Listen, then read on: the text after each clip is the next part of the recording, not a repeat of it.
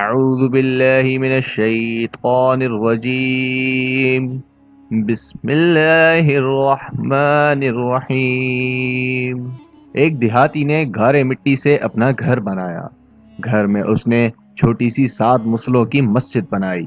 کیونکہ اس کے 7 بیٹے تھے، تعمیر مکمل ہوئی تو اس نے بیٹوں کو بلایا اور کہا کہ میں چاہتا ہوں کہ مسجد کی لپائی جنت کی مٹی سے کروں۔ تم سب بھائی جاؤ اور جنت کی مٹی تلاش کر کے لاؤ۔ بیٹے پریشان ہو گئے کہ جنت کی مٹی کہاں سے لائیں گے۔